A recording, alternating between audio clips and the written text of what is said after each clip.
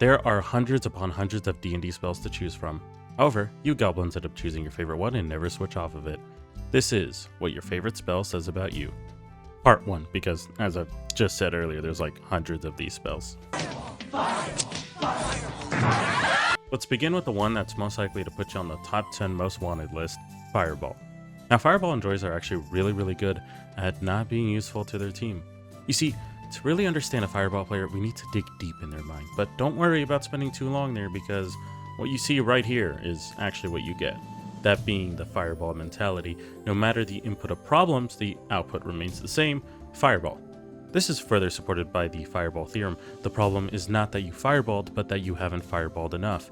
Either the problem is destroyed, or there's another problem to deal with entirely. Now at first glance, this looks incredibly barbaric and stupid, but play enough D&D and you realize it's actually genius. Up until your half-burn teammates turn on PvP and start rolling against you. I never miss. You coward. What are you, too scared to roll the dice? Want guaranteed damage because you're worried about missing? Well, actually, cast it on a higher level. It does more reliable That's how you sound. How about you stop being a baby and roll like the rest of us? I'm willing to bet you play every game at an easier difficulty because you think the story is the only thing that matters. I don't usually bully people with what their favorite spell is, but if your spell throws away the main mechanic of D&D, how dare you? Go back to the shallow end of the pool with your stupid pool floaties or something. Hey, let's make the baby do the magic hand thing. You have always wondered your entire life, what could you do with a third hand? Maybe you can eat while you game without getting your hands dirty. You could actually become the greatest boxer in the sport, or what most of you end up doing, which is finding the best way to flip someone off 3 times in one action. You love to get creative with a spell, but the only issue is that it's so reliant on creativity to use its full potential. Which means you're also limited by your DM's ability to reflect what you're trying to do. And if they aren't speaking the language of Bigsby's hand, you're considering flipping them off next.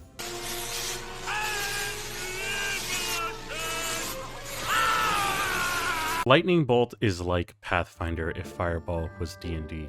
You are both so similar to each other. You both almost do the exact same thing, but at the end of the day, D&D gets all the fame and all the glory. And you take a backseat watching them get it all, and that pisses you off. Get that shield up! Shield!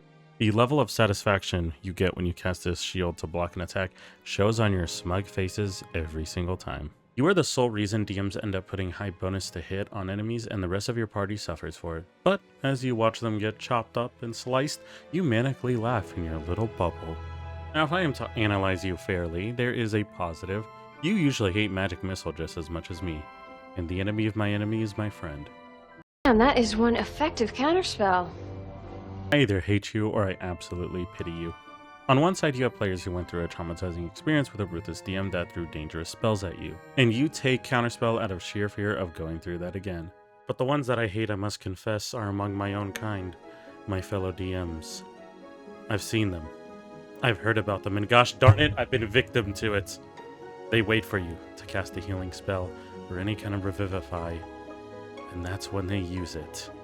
They can go all campaign not using it, making you feel like you're safe, and the second you try to do it, they will counterspell you.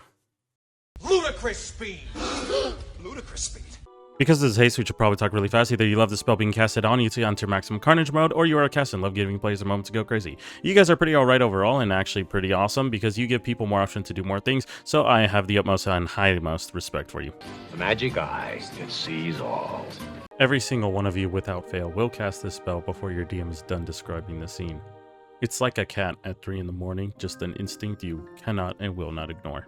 Also, let me put this spell up here so you guys can finally fully read it, because it lets you see magic auras in its school. But so many of you have this idea that it's supposed to give you every detail about the magic. What spell is it? Who casted it? What level? How is it casted? Where's their house? When did they last use the You do not become Sherlock Holmes by using this spell. The guiding light. I'm gonna let you in on a little secret. These players don't care about the advantage it gives when it hits. They 100% took this for the insane damage that it does. I said earlier that clerics are actually the most cruel characters, and this is in like the top 3 reasons why. Throwing a ranged smite at any poor victim, then lighting up their face to make your ally smack them dead to rights should be treated as a war crime. The first person to hold me. Finally, a spell that lets you walk towards an enemy like Darth Vader without them either hightailing it out of there or flinging spells at you. You always want to do the cool stuff, but usually get reminded that common sense does not apply to movies, and in D&D, people will either start swinging or start fleeing. So, every night before a session, you perform a little ritual thanking D&D for this spell. I take temps pretty seriously, Ben. I'm a temp guy. Alright, listen up, you goblins. This spell takes 1 minute to cast, almost like every single one of you forgets that. But let's get to it. You love this dome of invincibility that keeps you safe from 99% of mechanics the DM could throw at you. But for my DMs out there, let me take a second and help you out. There is a small debate as to whether or not you can dispel this effect. Now, while I personally lean towards yes, that is a very obvious solution, so let's say you want to run it as no, you're not going to dispel it. Here's what you should do instead. Reinforce the ever-living hell of the area around the hut, and watch your players witness enemy after enemy surround their tent, waiting for it to come down. Wish granted! This spell is playing with fire when you use the alternative section. Yet so many of you, even after reading the terms and conditions, get so mad when you poorly word a wish and it backfires. The best way I could say wish players is there are two types of people, either extremely experienced or have no idea what they're doing, and both are amazing to look at. If you stayed till the end, from the bottom of my heart, thank you for watching my video, and I hope you had fun and had a couple laughs.